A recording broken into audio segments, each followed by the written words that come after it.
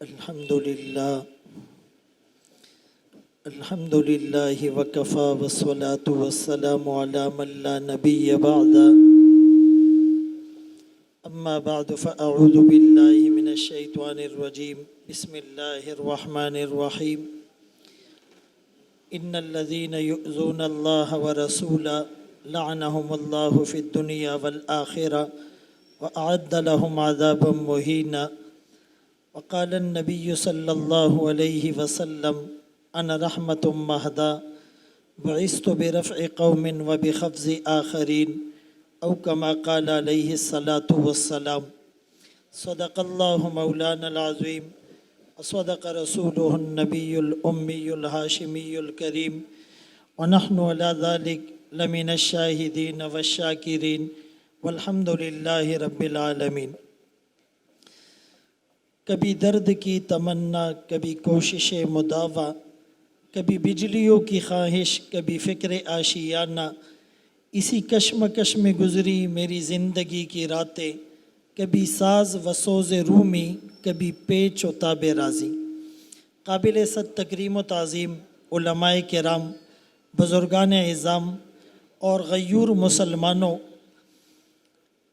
قرآن کریم کی اس آیت کریمہ میں رب کریم کا فرمان ہے کہ وہ لوگ جو اللہ اور اس کے رسول کو ایذا دیتے ہیں، اللہ کی ان پر لعنت ہے، دنیا میں بھی آخرت میں بھی، اور اللہ نے ان کے لیے ذلت امیز، اہانت امیز، رسوا کن دردناک قسم کا عذاب تیار کر رکھا ہے.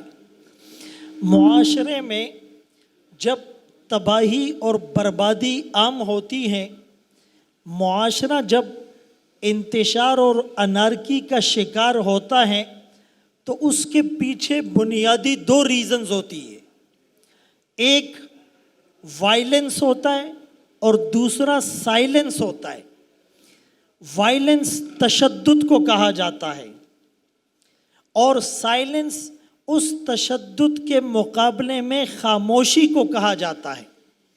کسی نے کیا خوب کہا، لو سکت اہل الحق کی بیان الحق، کہ اگر حق والے حق کو بیان کرنے سے خاموش ہو جائے، حق بیان نہ کرے، لتوہم اہل الباطل، یہ باطل گمان کرے گا کہ وہ حق پر ہے. اب کائنات میں انتشار کیسے ہوتا ہے؟ کسی کو گالی دی جائے، کسی کو تھپڑ مارا جائے، کسی کو بے عزت کیا جائے، کسی کا مال چھینا جائے، کسی کو قتل کیا جائے، کسی کو بے گھر کیا جائے، کسی کی انسلٹنگ اپروچ ہو، تو معاشرے میں تشدد پروان چڑھتا ہے. ہم یہ کہتے ہیں کہ چونکہ آمنہ کا لال، عبداللہ کا نور نظر، مکہ کا در یتیم، سرور کائنات، شافع محشر، وجہ کائنات، افضل الرسل، سید الانبیاء، سید الاتقیاء، امام المجاہدین، امام المبلغین، والا علی کمالی جمالی نوالی عطائی ثنائی بیانی شانی قرآن محمد، منور مطہر معزز اعلیٰ عرفہ اکمل اور کامل نبی، ہمیں ساری کائنات سے زیادہ محبوب، ہماری اولاد سے زیادہ محبوب، ہمارے مال سے زیادہ محبوب، ہماری جان سے زیادہ محبوب.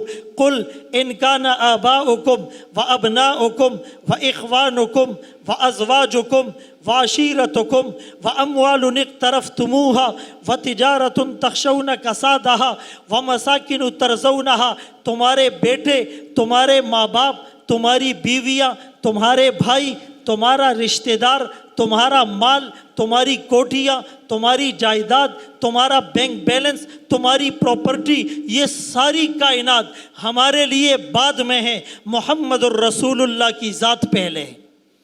اگر کوئی ہمارے والد کو گالی دے، ہم برداشت نہیں کرتے. کوئی ہماری عزت پر ڈاکہ ڈالے، ہم برداشت نہیں کرتے. تو رسول اللہ صلی اللہ علیہ وسلم کی شان اقدس میں گستاخی ہم کبھی بھی برداشت نہیں کریں گے۔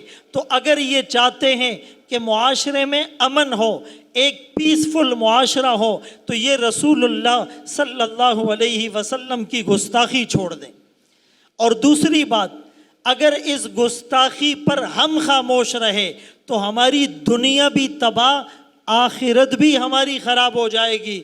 اسی لیے اس پلیٹ فارم پر، اس محاذ پر، اس موقع پر کوئی بھی مسلمان خاموش نہیں رہ سکتا، وہ اپنے حصے کی آواز اٹھائے گا۔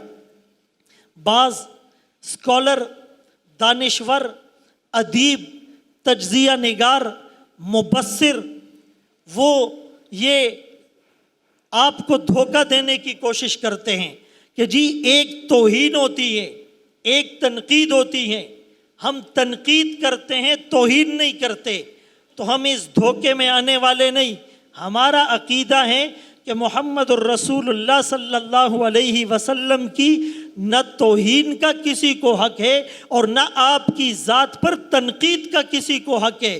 تنقید تو اس پر ہوتی ہے جو نامکمل ہو، تنقید تو اس پر ہوتی ہے جس میں خامیاں ہو، تنقید تو اس پر ہوتی ہے جس سے غلطی کا امکان اور پوسیبلٹی ہو۔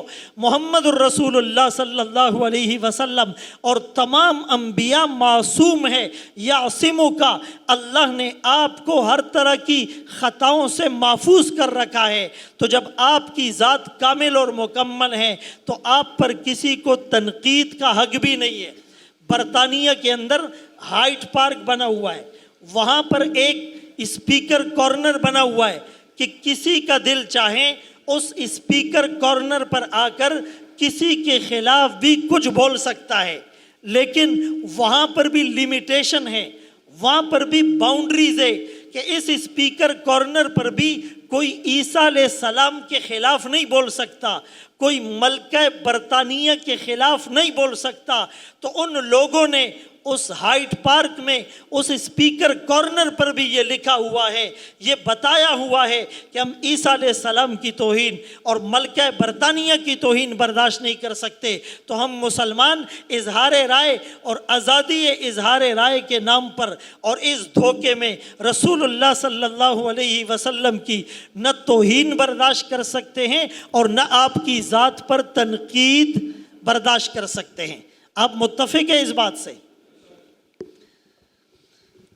اب رسول اللہ صلی اللہ علیہ وسلم کی شان میں جو گستاخی ہوئی، اس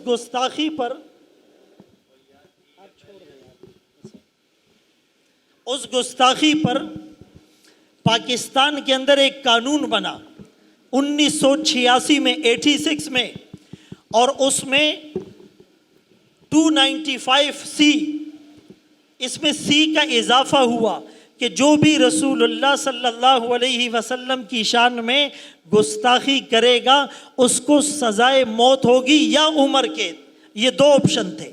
لیکن 1990 میں اس عمر قید کی شک کو ختم کر دیا گیا۔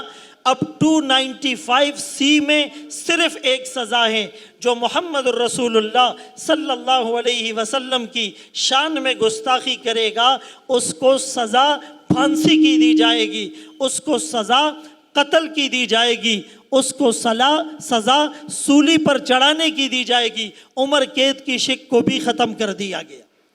تو اب پاکستان کے اندر بھی اور پاکستان کے باہر بھی جو لوگ رسول اللہ صلی اللہ علیہ وسلم کی شان میں گستاخی کرتے ہیں، چاہے وہ ختم نبوت پر ڈاکہ ڈالیں کے عنوان سے ہو، یہ بھی تو بہت بڑی گستاخی ہے کہ وہ اپنے آپ کو کوئی نبی کہہ دے اور رسول اللہ صلی اللہ علیہ وسلم کی ختم نبوت کا منکر ہو جائے، اس سے بڑی گستاخی بھی کوئی نہیں۔ تو اس کی سزا صرف پھانسی، صرف قتل اور صرف اس کو سولی پر لٹکانا ہے۔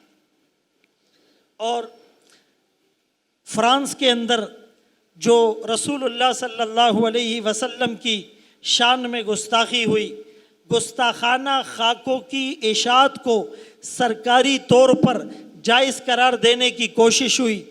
ایک زمانے میں ٹیری جونز امریکن پادری نے گستاخی کی، ایک زمانے میں سلمان رشدی نے سیٹینک ورسز نامی کتاب لکھ کر گستاخی کی، تو اب ان گستاخوں کو ہم یہ کہتے ہیں کہ تمہیں گستاخی کا حق اس لیے نہیں کہ ہمارے آقا رحمت للعالمین تھے، وہ مسلمانوں کے ساتھ ساتھ تمہارے لیے بھی رحمت بن کر آئے تھے، یہ ہمارے آقا کی رحمت ہیں اور آقا کی برکت ہیں، ان کے طفیل آج تم آزاد ہو۔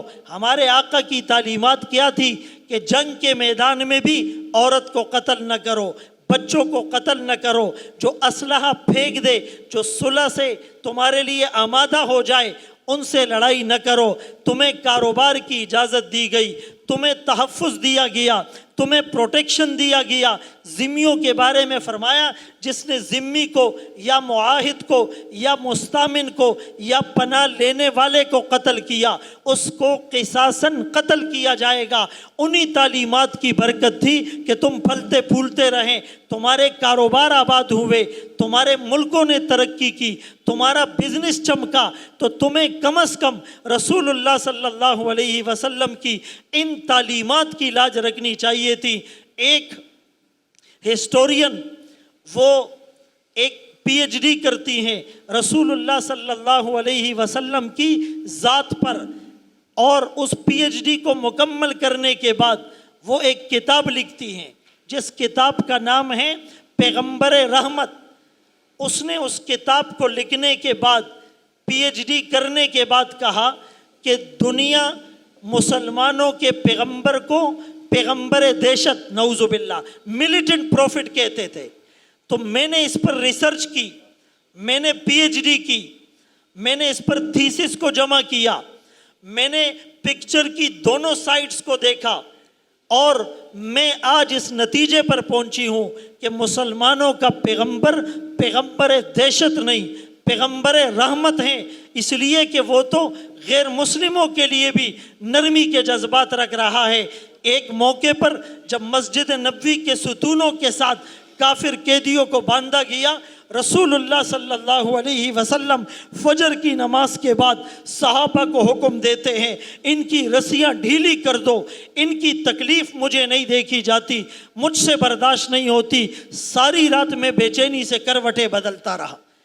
تو اس نبی کی تعلیمات کی اگر تم کچھ بھی لاج رکھ لیتے تو کم از کم نہ گستاخی کرتے، نہ گستاخی کرنے والوں کو پروٹیکٹ کرتے، نہ انہیں سیف سائڈ دیتے، بلکہ تم مسلمانوں کے جذبات کو، مسلمانوں کے اشتعال کو سمجھتے۔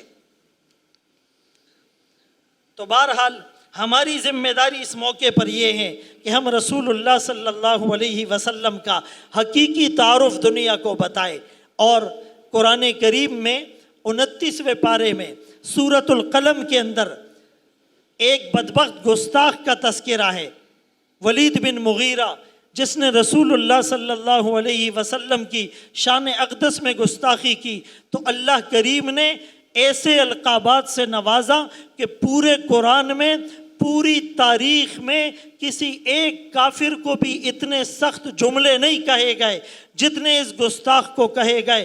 وَلَا تُطِعْ كُلَّ حَلَّافٍ مَّهِينٍ ہَمَّازٍ مَّشَّاءٍ بِنَمِيمٍ مَّنَّاعٍ لِّلْخَيْرِ مُعْتَدٍ أَثِيمٍ عُتُلٍّ بَعْدَ ذَلِكَ زَنِيمٍ۔ فرمایا کہ وہ جھوٹا بھی ہے، جھوٹی قسمیں کھانے والا ہے، چغل خور ہے، اور اس کی نسل بھی ٹھیک نہیں ہے، وہ بڑا بدبخت ہے۔ اپنی ناک کو اونچی کرنے کے لیے اس نے آقا کی شان میں گستاخی کی، لیکن اللہ نے اس کی اونچی ناک کو خاک میں ملا دیا۔ سنسمہ علی الخرطوم۔ اگر ہم یہ چاہتے ہیں کہ ہماری ناک اونچی رہی، ہمارا سٹیٹس اونچا رہے، ہم نے رسول اللہ صلی اللہ علیہ وسلم کی رسالت پر کوئی کمپرومائز نہیں کرنا۔ 9ویں صدی میں ہسپانیہ کے اندر یولوجیس ایک پادری تھا، اس نے پورا ایک منظم گروہ بنایا، ایک گروپ بنایا رسول اللہ صلی اللہ علیہ وسلم کی شان میں گستاخی کرنے والوں کا، لیکن اس وقت تاریخ ہسپانیہ میں یہ بات موجود ہے، مسلمانوں نے کوئی کمپرومائز کوئی سمجھوتا، کوئی لچک، کوئی فلیکسیبلٹی، کوئی حکمت اور دانشمندی کی چادر کا لیبل نہیں لگایا، ایک ایک کو سزا دی، قتل کرتے رہے، وہ فتنہ ختم ہو گیا۔ میرے محترم دوستو، آج ہم بھی عزم کریں کہ اگر کوئی گستاخی کرے گا، حکومت اس کو سزا دے، قانون حرکت میں آئے۔ 295C کو ہم اپنی آنکھوں سے دیکھ لے، علیم ڈار نے گستاخی کی، آج وہ باہر چلا گیا۔ پروفیسر ڈاکٹر یونس مسیح نے 99 میں گستاخی کی، آج وہ فری تھنکر کا چیئرمین بن کر سوئٹزرلینڈ کے اندر بیٹھا ہوا ہے۔ آسیہ مسیح نے گستاخی کی، session court, lower court, high court, supreme court, سب کے اندر اس کی قتل اور پھانسی کی سزا کو بحال رکھا گیا۔